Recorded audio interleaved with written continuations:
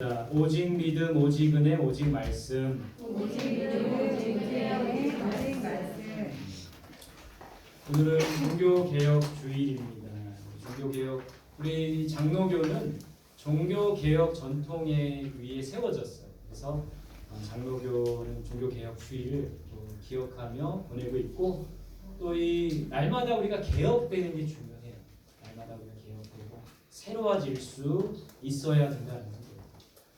종교개혁하면 여러분들이 우리 학교에서도 배웠을 텐데, 루터라는 사람이, 마틴 루터라는 사람이 굉장히 중요합니다.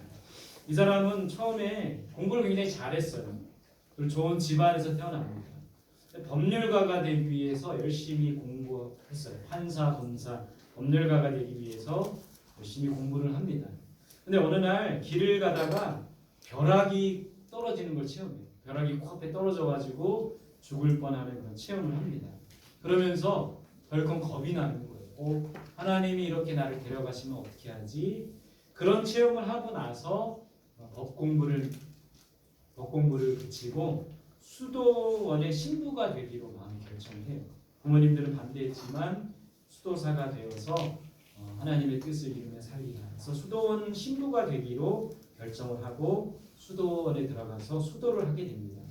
그러면서 깨닫게 된 것은 이 루터가 로마서를 연구를 했어요. 로마서 말씀이 있다 보니까 믿음으로 구원받는다는 것을 깨닫게 됩니다. 근데 그때 당시는 믿음보다는 이 수도사에도 많은 고행, 그러니까 계단을 무릎으로 올라가고 또 많은 금식을 하고 고행을 해야지만 구원받는다는 생각이 있었는데, 이 루터가 깨닫게 된 것은 그런 고행이 아니라 믿음으로 구원받는다는 것을 깨닫게 된 거예요. 자, 그러다가 1517년 10월 30일입니다. 10월 30일, 10월 마지막 날에 이 루터가 독일의 비텐베르크 대학교의 정문에다가 95개조 반박문을 붙이는 거예요. 이 95개조 반박문에는 당시 로마 카톨릭이 여러 가지로 부패하고 부조리하고 잘못된 가르침에 대해서 반박하는 99개의 조항을 저렇게 교회 정문에다가 붙이게 되었다라는 거예요. 그래서 부패하고 타락한 로마교의 갱신을 위해서 이렇게 95개조 반박문을 붙였어요. 이 루터의 저 95개조 반박문이 바로 16세기 종교개혁의 출발점이 되었다라는 거예요. 여러분, 당시 로마교회는 어떤 모습이었을까요? 어떤 부조리와 부패가 있었기 때문에 루터를 비롯한 많은 종교개혁자들이 개혁을 일으켰던 걸까요? 당시 로마 교회는 교황의 절대 권력을 가지고 있었습니다. 그림에 보면 교황이에요. 무릎 꿇고 있는 사람이 왕입니다. 교황은 태양이고 황제는 달이다. 교황이 황제보다 강해질 줄이다. 그러니까 이때 당시 교황의 그 권세와 권위가 굉장히 컸던 거예요. 왕보다 더 큰 권력을 교황이 가지고 있었습니다. 그러니까 교황이 왕의 자리도 좌지우지하는 그때였다는 거예요. 여러분, 우리 중고등학교 때였던 것 같은데 역사 시간에 혹시 카노사의 굴욕이라는 거 배웠습니까? 들어보셨죠? 이게 카노사의 굴욕이 어떤 거냐면, 당시에 그 교황이 그레고리우스 7세였어요. 그리고 당시에 그 왕이 하인리히 4세였습니다. 근데 이 그레고리우스 7세 그 교황이 성직자를 임명할 수 있는 권리는 교황만이 가진다, 그런 걸 주장했어요. 하인리히 4세 교황 그 황제는 아니다. 황제도 하나님이 세우셨고 황제도 임명할 수 있다, 이러면서 둘이 싸운 거예요. 결국에는 교황의 힘이 더 컸기 때문에 하인리 4세 그 황제가 교황의 무릎을 꿇습니다. 이탈리아 카노사 성이라는 곳에 교황이 있었는데, 그때 황제가 자기를 용서해 달라고 맨발로, 추운 겨울에 맨발로 얇은 옷을 입고 이틀 밤을 거기서 이렇게 샌 거예요. 그래서 황제가 교황의 무릎을 꿇는 게 바로 카노사의 굴욕이고, 교황이 용서해 주었다는 그런 이야기가 역사 속에 있습니다. 이만큼 교황의 절대 권력이 있었던 게 바로 로마 카톨릭의 모습입니다. 이때 당시는 성직자와 수도사가 타락한 삶을 살았어요. 힘과 권력을 지녔기 때문에, 여러분, 우리 종교는, 기독교는 철저하게 힘과 권력을 갖게 되면 부패할 수 있는 거예요. 그림처럼 성직자와 수도사들이 많은 재물을 탈취하고 또 여자를 좋아하는 호색과 교만의 삶. 그러니까 대접받는 자라고 생각을 했습니다. 저도 목회자이지만 이런 생각을 버려요. 늘 목회자는 대접받는 자, 늘 우리들은 대접받는 자, 이런 마음이 바로 이 중세시대의 성직자 수도사들의 타락한 삶을 이어지겠다는 거예요. 이때는 또 어떤 일이 있었냐면 성직을 매매했어요. 교황의 권한이 컸기 때문에 교황이 주교를 임명할 수 있었고 또 그 어떤 큰 성당에 어떤 교주나 주교를 임명할 수 있었기 때문에 교황에게 돈을 줄 겁니다. 그 돈을 받고 성직을 매매하는 일들이 바로 이때 당시에 있었어요. 권세욕과 탐욕이 가득한 모습입니다. 여러분, 사제들이 올바른 길로 백성들을 인도해야 할 사제들이 술집을 경영하고 저런 시정잡배들이나 건달들과 함께 고리대금업을 했대요. 여러분, 저런 일들은 조폭이나 깡패들이 하는 일들이죠. 근데 그거를 사제들이 했던 거예요. 사제들이 술집을 경영하고 고리대금업을 해서 가난하고 어려운 사람들 더 착취하는 일들이 바로 이때 당시에 있었던 겁니다. 또 이때 가장 종교개혁의 원인이 된 게 뭐냐면 면죄부를 판매한 겁니다. 교황의 이름으로 면죄부를 발간했어요. 이 면죄부는 금전이나 재물을 바친 사람에게 죄를 면하고 구원받을 수 있다는 증서입니다. 그래서 이 증서를 받은 사람만이 구원받을 수 있다. 잘못된 가르침이죠. 이 로마 카톨릭이 이 면죄부를 왜 판매했냐면 당시 교황청의 재정이 부실했습니다. 그 이유는 큰 성당을 많이 짓기 때문이에요. 무리하게. 그때 당시 베드로 대성당을 짓기 위해 많은 돈이 필요했는데 그것을 위해서 면죄부를 돈 주고 파는 일들이 바로 이 중세 교회에 있었다라는 거예요. 그래서 이 바로 종교 개혁이 발발할 시작이 된 겁니다. 여러분, 이 종교 개혁의 3대 정신이 있어요. 한번 따라합시다. 오직 은혜, 오직 믿음, 오직 말씀. 종교 개혁의 3대 정신이에요. 오늘 말씀의 제목이기도 하죠. 그러니까 하나님의 은혜로 구원받는 것인데 돈 주고 그걸 살려고 했던 거예요. 믿음으로 구원받는 것인데 뭔가 자기가 노력하고 애써야지만 구원받는다고 생각했어요.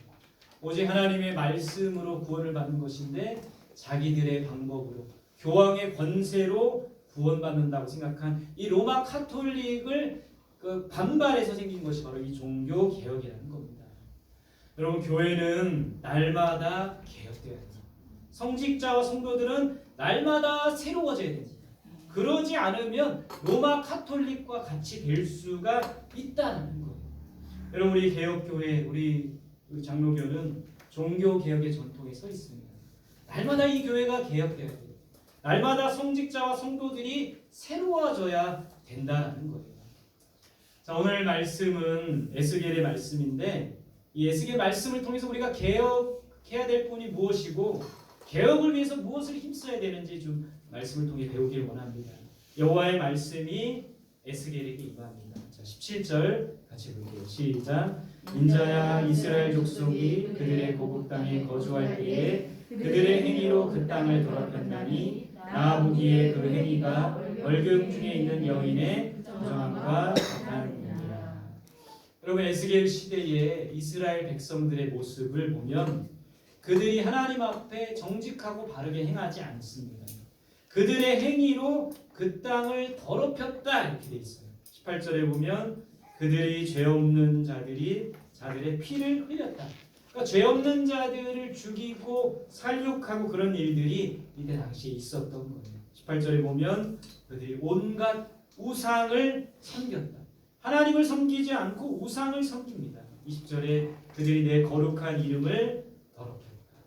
금송아지에게 전하고 다른 우상을 숭배하고 다른 우상을 섬기면서 그러니까 이스라엘 백성들의 이 부패와 타락이 가득했던 시대가 바로 이런 시대였다는 겁니다. 우상을 숭배하고 하나님 말고 다른 것을 의지하는 이방 왕들을 의지했던 것이 바로 이스라엘 백성들의 모습이라는 거예요. 19절에 에스겔이 이렇게 예언합니다. 같이 볼게요. 시작. 그들을 그 행위대로 심판하여 각국에 흩으며 여러 나라에 해쳤더니. 자, 이스라엘 백성들이 이 죄악으로 인해서 행위대로 심판할 것이다. 그래서 이스라엘 백성들이 아수르나 바벨론이나 주변의 여러 나라들에게 침공을 당하고 예루살렘 성전이 무너지고 성벽이 불타는 이런 고통의 시간을 보내게 되는 겁니다. 그리고 각국에 흩으며 여러 나라에 흩을 것이다. 아수르로 바벨론으로, 특히 바벨론으로 수많은 사람들이 포로로 끌려가게 되는 거예요. 그렇게 고통의 시간을 보내게 되는 겁니다. 자, 이스라엘 백성들의 그 죄 때문에, 죄를 범했기 때문에 예루살렘 성은 무너지고 각국으로 흩어지게 된 거예요. 자, 24절입니다. 다시 볼게요. 시작. 내가 너희를 여러 나라 가운데서 인도하여 내고 여러 민족 가운데서 모아 데리고 고국 땅에 들어가서. 이스라엘 백성들이 죄로 인해 고통받고 흩어졌지만 다시 돌아오게 할 것이다. 이 약속의 말씀을 주는 거예요. 여러 나라 가운데에서 인도하여 바벨론이나 아수르, 페르시아 흩어졌지만 포로로 끌려갔지만 다시 돌아오게 될 것이다. 이 나라들로 다시 인도하여 여러 민족 중에 모아 고국 땅으로 돌아오게 할 것이다. 포로로 갔던 사람들이 다시 예루살렘으로 돌아오게 된다는 것이죠. 에스겔을 통해 지금 다시 돌아오게 하실 것을 말씀하고 계십니다. 다시 회복하실 것을 말씀하고 계신 겁니다. 여러분, 성경의 역사를 통해 우리가 배워야 할 교훈이 뭐냐면, 교회 역사를 통해서 우리가 배워야 할 게 뭐냐면 이런 거예요. 이런 사이클이 이 교회 역사 속에 또 성경의 역사 속에 흘러요. 뭐냐면 교회가 어려움을 겪습니다. 그럼 사람들은 겸손하고 간절해져요. 그러니까 초대교회 때 많은 사람들이 핍박을 받습니다. 원형 경기장에 저렇게 사람들이 있고 사자를 풀어놔서, 짐승을 풀어놔서 찢기고 죽게 되는 이런 고난, 핍박과 고난이 있었어요. 그럴 때는 사람들이 겸손하고 순수한 믿음을 갖게 됩니다. 그 순수한 믿음, 이 고난이 끝나고 난 후에는 교회의 성장과 부흥이 있는 거예요. 그래서 초대교회가 어려움을 겪고 나서는 교회가 성장하고 부흥하는 거예요. 313년에 그림에서는 콘스탄티누스 1세입니다. 콘스탄티누스 대제가 313년에 기독교를 공인해줘요. 그러니까 핍박받았던 기독교인들이 공인받았기 때문에 이제 교회가 눈부신 성장과 부흥을 하게 됩니다. 하나님의 은혜와 복으로 부흥하는 겁니다. 근데 이 성장과 부흥 다음에는 뭐가 올까요? 그 역사를 보니까 부패와 타락이 오더라고요. 313년에 기독교가 공인되고 난 다음에 중세 시대는 수많은 그 교회가 세워지고 성당이 세워지고, 그러니까 복과 은혜를 하나님이 주셨는데 이제는 부패와 타락하게 되는 교회의 모습을 보게 되는 거죠. 그게 바로 중세의 교회의 모습이라는 거예요. 그것이 바로 이스라엘 백성들의 모습이라는 겁니다. 그렇게 되고 나서 바로 이 종교 개혁이 일어나는 거예요. 교회 역사의 흐름이기도 하지만, 여러분, 성경의 역사의 흐름이기도 하지만 우리 개인 신앙의 흐름이기도 한다는 거예요. 우리가 어려움을 겪을 때는, 고난받을 때는 어떻습니까? 하나님께 간절히 매달립니다. 하나님께 기도합니다. 그럼 하나님은 우리에게 복을 주시는 거예요. 우리에게 복을 주셔서 우리의 신앙이 자라고 부흥하고 성장하고 잘 됩니다. 그럼 어떻게 됩니까? 또 우리가 교만해져서 부패하고 타락하게 되는 거죠. 그럴 때 어떻게 해야 됩니까? 우리는 개혁해야 된다는 거예요. 이것이 바로 신앙의 사이클이고 교회의 역사이고 성경의 역사라는 거예요. 여러분, 우리 한국 교회는 어느 시점에 있을까요? 고난과 성장과 타락과 개혁, 이 네 가지 시점 중에 지금 한국 교회는 어느 시점에 있는 걸까요? 저는 우리 한국 교회가 부패와 타락의 시점에 있다라는 생각이 듭니다. 6.25 전쟁을 거치면서 일제강점기를 통해 우리 한국 교회는 수많은 고난을 통해 단단해졌어요. 그래서 1906.25 전쟁이 끝난 이후에 1980년과 90년대 교회가 눈부시게 부흥합니다. 그때는 여러분, 이 교회를 이렇게 개척을 하고 십자가만 꽂잖아요. 사람들이 무수히 많이 몰려왔어요. 그러니까 80년대, 90년대 정말 교회가 부흥하게 된 거예요. 우리 여의도 광장에서 있었던 엑스플로, 그 수많은 그 집회에 그 여의도 광장에 10만 명의 사람들이 모여서 기도하고, 지금은 여러분 그런 집회한다 해도 사람들 모이지 않습니다. 방탄소년단이 콘서트하면 막 몰리지만 지금은 그렇게 모이지 않는 시대예요. 1980년대, 90년대 교회의 부흥을 맞이했지만 2000년대에 지나면서 교회가 부패하고 타락하게 된 거예요. 지금 저는 이 한국교회 시점이 부패와 타락의 시점이라는 생각이 들어요. 어떤 타락입니까? 물질주의와 세속주의에 빠져 있어요. 돈이면 뭐든지 할 수 있다. 이게 세상의 가치관이기도 하지만 교회에도 이것이 흘러 들어왔습니다. 세속주의가 뭡니까? 세상의 가치관이 교회를 지배하고 있는 거예요. 물질주의와 세속주의에 빠진 교회의 모습 보게 되는 것이죠. 얼마 전에 우리 큰 교회에서 교회 아들에게 교회를 물려준 교회 세습이 있었어요. 우리 교단인데 부끄러워요. 세습 방지법이 우리 교단 안에 세습 방지법을 만들었는데도 불구하고 큰 교회가 이것을 지키지 않고 아들에게 교회를 물려주는 일이 있었습니다. 이게 바로 물질주의와 세속주의에 빠진 교회의 모습인 거예요. 성직자들의 부패와 타락이 있는 겁니다. 돈 문제가 있어요. 성 문제가 있어요. 은퇴자들이 은퇴할 때 교회와 꼭 갈등을 합니다. 큰 교회에 보면 은퇴자와 그 교회가 은퇴할 때 갈등을 빚어요. 왜냐하면 돈 문제 때문에 결국에 그런 거예요. 끝이 좋지 못한 우리 성직자들이 많이 있는 겁니다. 이로 인해 젊은이들이 교회를 떠나는 거예요. 여러분 한번 표를 보세요. 기독교 인구가 감소하는 이유, 특별히 젊은이들이 교회를 떠나는 이유 61.6%가 뭡니까? 교회 세습 및 이미지 실추. 교회가 부패하고 타락했기 때문에 젊은이들이 교회를 떠나고 있는 거예요. 여러분 한국 교회와 성도들은 새로워져야 합니다. 개혁되어야 합니다. 여러분 우리가 잘못하는 누군가에게 손가락질할 것이 아니라 나를 돌아봐야 돼요. 우리 교회를 돌아봐야 돼요. 여러분 우리가 어떤 교회를 비난하고 왜 저렇게 했나 라고 하기보다는 우리 교회의 모습을 살펴봐야 되고 나 자신의 모습을 봐야 돼요. 성직자들이 잘못한 것만 보지 말고 나 자신이 잘못하고 나 자신이 부패하고 타락한 것은 없는지 봐야 되는 겁니다. 한국 교회와 성도들은 새로워져야 돼요. 개혁되어야 합니다. 오늘 종교개혁주의를 맞이하여서 우리가 날마다 개혁하는 우리 교회가 되어야 되고 날마다 개혁하는 성도들이 되어야 합니다. 근데 여러분 개혁의 주체는 누구입니까? 이 개혁을 일으키시는 분은 누구세요?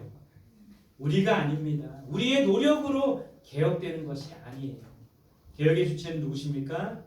따라해보세요. 개혁의 주체는 하나님이시다. 하나님이시다. 그럼 하나님께서 교회와 성도들을 개혁하시는 거예요. 오늘 우리가 읽은 이 에스겔서의 말씀에 보니까요. 에스겔 36장 25절입니다. 같이 볼게요. 시작. 그리고 내가 너희에게 맑은 물을 뿌려서 너희를 정결하게 하며 너희의 온갖 더러움과 너희가 우상들을 섬긴 모든 더러움을 깨끗하게 씻어주며 이스라엘 백성들이 우상을 숭배하고 하나님을 멀리하고 이방 왕들을 의지하고 하나님 앞에 범죄했던 이스라엘 백성들에게 맑은 물을 뿌려서 정결하게 할 것이다. 누가 그렇게 하신다고요? 하나님께서 하신다. 우상 숭배에서 너희를 정결하게 할 것이다. 누가 그렇게 하신다고요? 하나님께서 하신다. 26절입니다. 너희에게 새로운 마음을 주고 너희 속에 새로운 영을 넣어주며 너희 몸에서 돌같이 굳은 마음을 없애고 살갗처럼 부드러운 마음을 준다. 새 마음과 새 영을 부어주시겠다고 했어요. 누가 부어주신다고요? 하나님께서. 굳은 마음을 제거하고 부드러운 마음을 줄 것이다. 여러분 신약성경에 보면 이 네 가지 밭 비유가 나오죠. 단단한 밭, 길가밭, 돌짝밭, 가시밭. 좋은 밭이 되어야 되죠. 부드러운 마음이 되어야 되지만 하나님의 말씀이 우리 안에 심겨지고 하나님의 은혜가 우리 속에 들어올 수가 있는 거예요. 굳은 마음을 제거하고 부드러운 마음을 누가 주신다고요? 하나님께서 주신 겁니다. 27절에 너희 속에 내 영을 두며 같이 볼게요. 시작. 너희 속에 내 영을 두어 너희가 나의 모든 규례대로 행동하게 하겠다. 그러면 너희가 내 모든 규례를 지키고 실천할 것이다. 세 번역에 이렇게 되어 있습니다. 내 영을 너희 속에 두겠다. 누가요? 하나님께서 율법과 규례를 지키게 할 것이다. 누가요? 하나님께서. 범죄하고 하나님을 떠나고 우상 숭배했던 이스라엘 백성들에게 하나님의 영과 하나님의 마음을 주셔서 하나님의 말씀대로 살아갈 수 있도록 하시는 그 주체는 하나님이시라는 거예요. 우리를 새롭게 하시고 우리에게 새 마음과 새 영을 주시는 분이 바로 하나님이시라는 거예요. 누가 그렇게 하신다고요? 내가. 하나님께서 그렇게 하신다는 거예요. 우리 개혁의 주체는 하나님이시라는 거예요. 이 교회를 새롭게 하시는 분은 하나님이시라는 겁니다. 우리 성도들을 새롭게 하시는 분도 하나님이시라는 거예요. 우리 개혁의 주체는 하나님이시라는 것을 우리가 믿어야 된다는 겁니다. 오늘 말씀의 결론입니다. 우리는 개혁을 위해서 무엇을 해야 하나? 목사님, 하나님이 개혁의 주체라고 하셨잖아요. 여러분, 하나님께서 개혁을 행하시지만 우리의 노력도 필요합니다. 어떤 사람이 가난했어요. 복권을 당첨되게 달라고 하나님께 간절히 기도했습니다.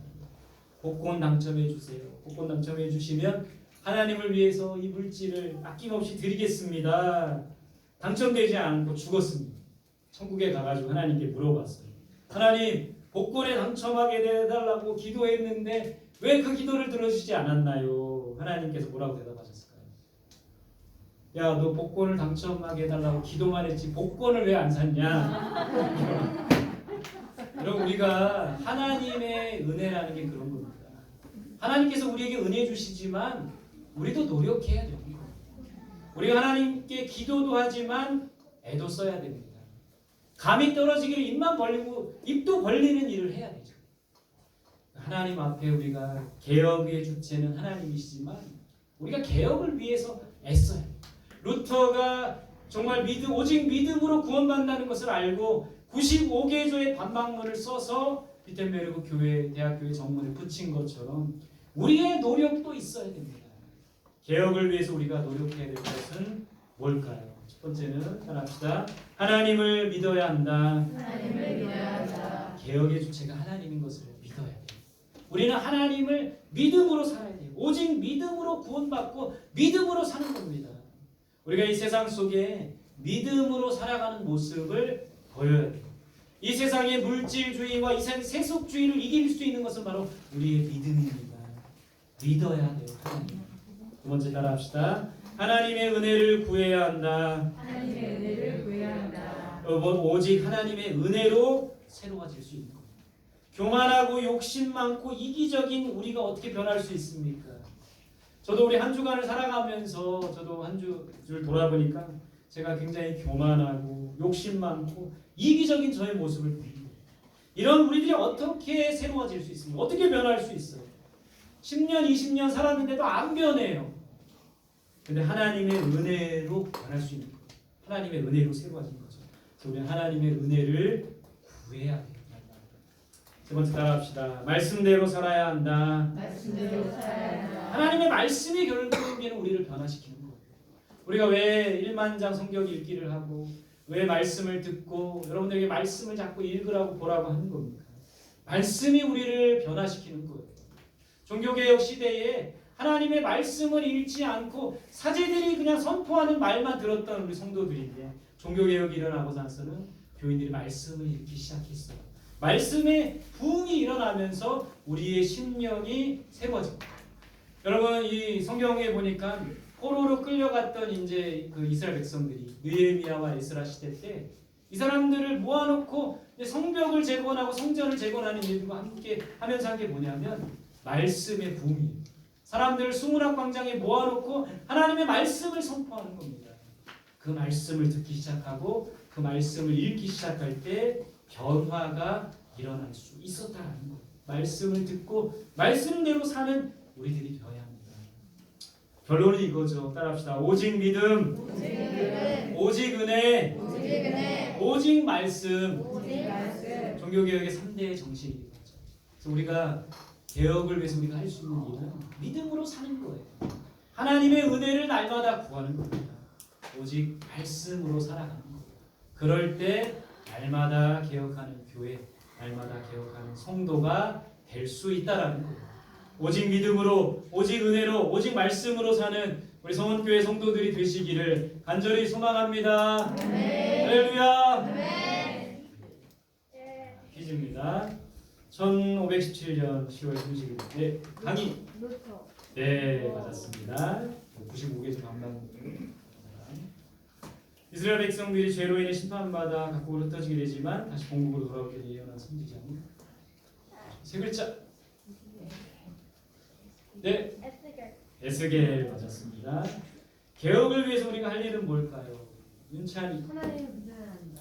주원이, 하나님의 은혜를 저요. 같이 이주원, 김주원 같이 2번 시작. 말씀대로 살아야 한다. 또 나머지 손 들어보세요. 같이 시작.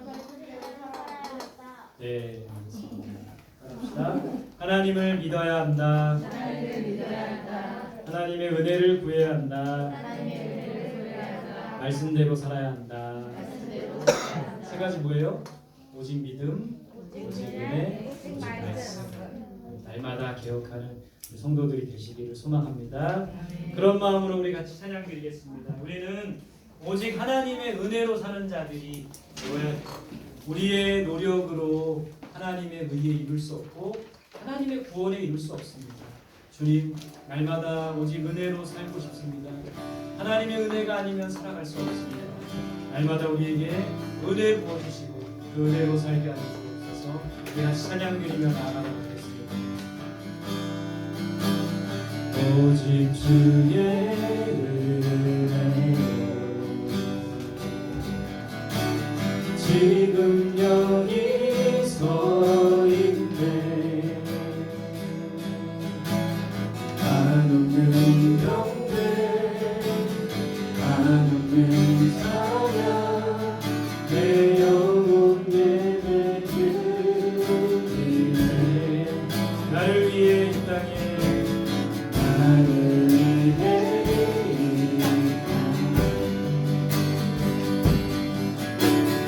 오신 주의 은혜 십자가 덮고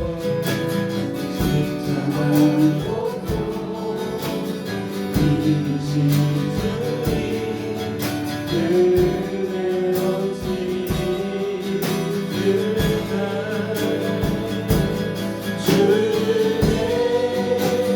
날 세우시네. 주님 오게 하시네. 살아가는 동안 그대로만 살리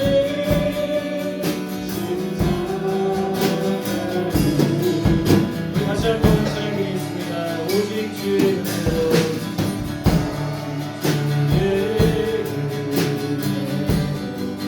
지금 여기 서 있네. 지금 여기 서 있네.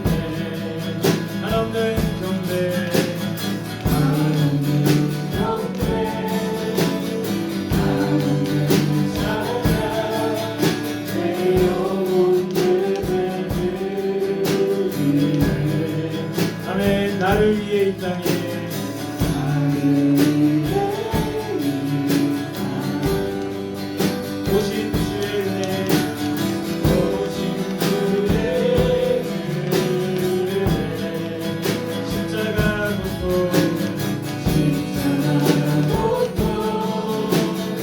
이루신 주님 은혜 없이 주님 아멘. 고백합시다. 주님 날 세우시네.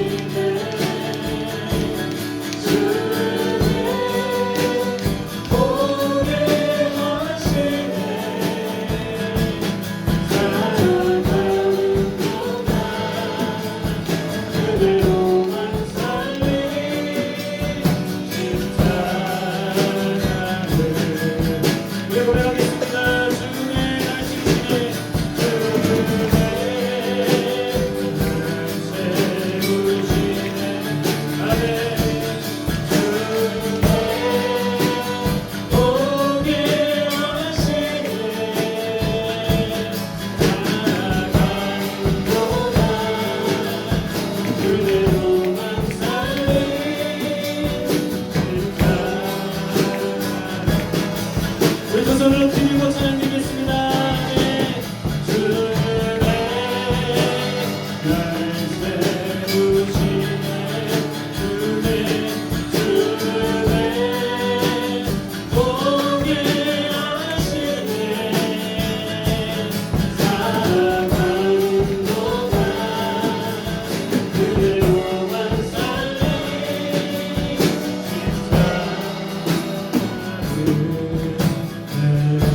우리 두 손을 모으고 함께 기도합시다. 오직 믿음으로 살아야 합니다. 오직 은혜로 살아야 합니다. 오직 말씀으로 살아야 합니다. 날마다 주의 은혜로 변화되고 개혁되는 우리가 되게 해달라고. 157년 1517년에 있었던 종교개혁의 부흥이 이 땅 가운데 일어나게 해달라고. 아버지 하나님, 우리를 새롭게 하여 주시고 우리의 심령에 새 마음과 새 영을 부어주셔서 하나님의 말씀을 지켜 행할 수 있는 우리가 되게 해달라고. 오직 믿음으로, 오직 은혜로, 오직 말씀으로 살아갈 수 있는 우리가 되게 해달라고. 우리 자신을 위해서 기도하며 나아가도록 하겠습니다. 함께 기도합니다. 주님, 아멘.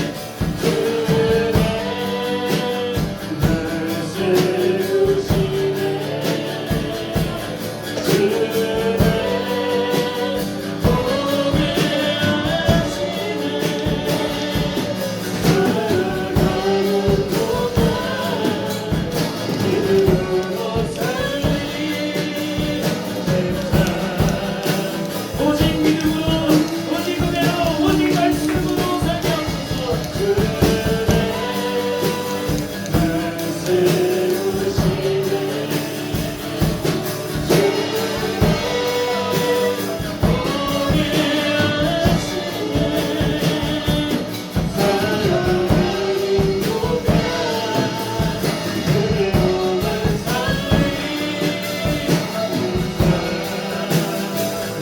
주대로 채워주시옵소서.